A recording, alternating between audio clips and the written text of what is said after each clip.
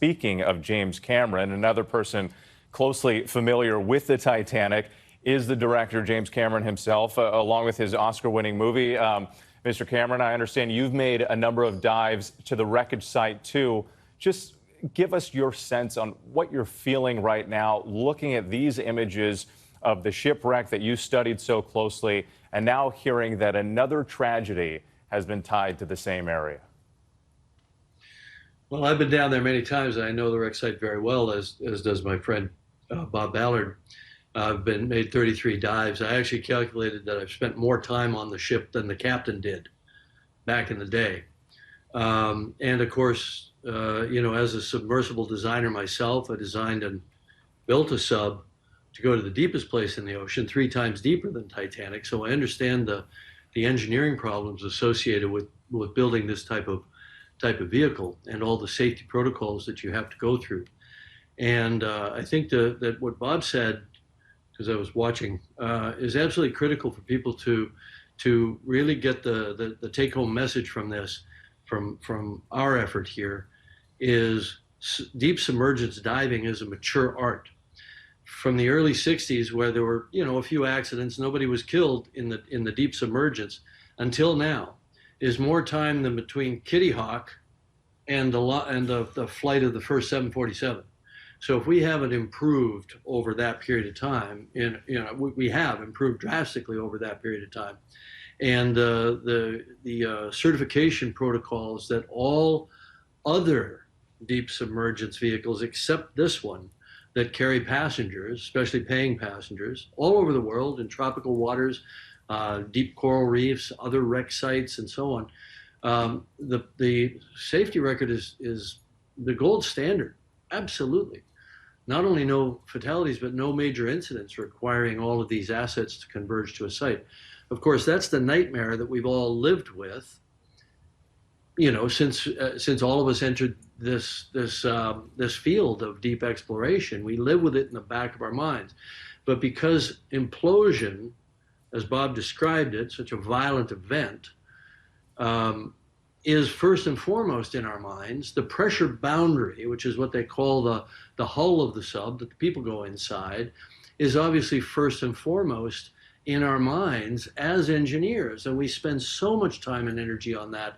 And we use all the computerized tools available today, finite element analysis. We worked on our sphere for our deep vehicle that went to the Challenger Deep for over 3 years, just in the computer, before we even made the thing. And then, of course, we pressure tested it over and over and over, and so on. So, this is a mature art, and many people in the community were very concerned about this sub. And a number of the top players in the deep submergence engineering community even wrote letters to the company saying that what they were doing was too experimental to carry passengers and that needed to be certified and so on. So I'm struck by the similarity of the Titanic disaster itself, where the captain was repeatedly warned about ice ahead of his ship, and yet he steamed at full speed into an ice field on a moonless night, and many people died as a result. And for a very similar tragedy where warnings went unheeded to take place at the same exact site, with all the diving that's going on all around the world, I think it's just astonishing. It's really quite surreal. And of course, P.H. Nargeolet, the French legendary submersible dive pilot, a friend of mine. It's a very small community. I've known PH for 25 years. For him to have died tragically in this way is almost impossible for me to process. It is certainly haunting to consider that comparison to the Titanic and what happened to the 5 people on board this submersible vehicle. James, I want to ask you, though, since you've been down on these dive missions before, we talked about the safety risks. We've reported on the fact that the people on board signed waivers. They knew that this was dangerous and that there weren't very many other vehicles that could come get them out if something goes wrong. How aware were you of those concerns and those risks before you went down? And is there anything that should be done when it comes to safety in the future? Look, it's comparing apples and oranges here. I went with a very proven system when I dove at Titanic with the Russian submersibles.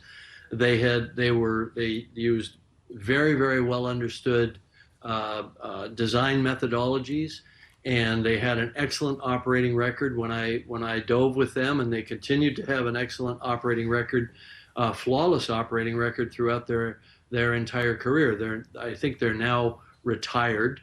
But I always had great confidence. Now, having said that, I always had confidence in the sub. The Titanic wreck site is a very hostile place. It's a dangerous site to dive. If you think of a typical research dive, you go down and you're really just operating over a bottom. You may be looking for organisms. You may be looking at geology. Hydrothermal vent sites can be a bit dangerous as well. But Titanic, you've got this 8-story, 10-story high structure with overhanging metal structures. It's a twisted mess. You can get entangled. And entanglement was always a concern of ours, but we dove with a 2-sub system. We always felt confident that if one of the subs got ensnared, you'd still have communication, you'd still have life support, you'd still have power, you'd have another sub there that could help you manage the problem. We always felt that we were on pretty safe ground. This sub had no backup.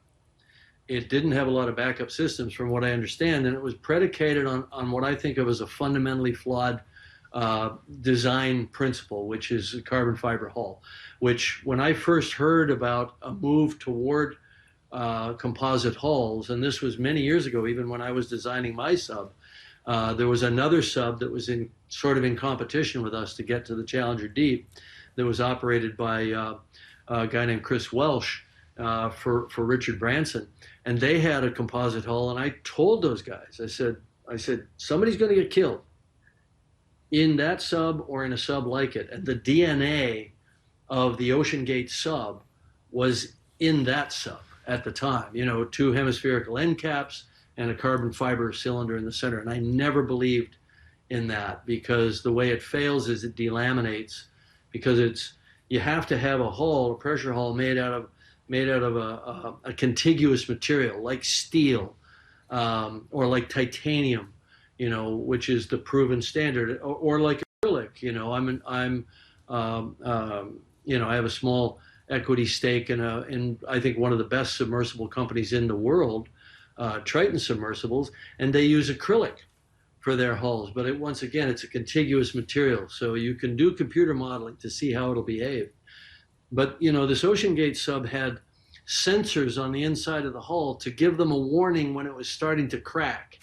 And I think if that's your idea of safety, then you're doing it wrong. You don't, and they probably had warning that their hull was starting to delaminate and starting to crack. Because as Bob pointed out, it's our belief, we understand from inside the community, that they had dropped their ascent weights and they were coming up trying to manage an emergency. Yeah, to your point, a warning only goes so far when you have the ability to get back to the surface, or there's a backup vehicle there to come help you out of a bad situation.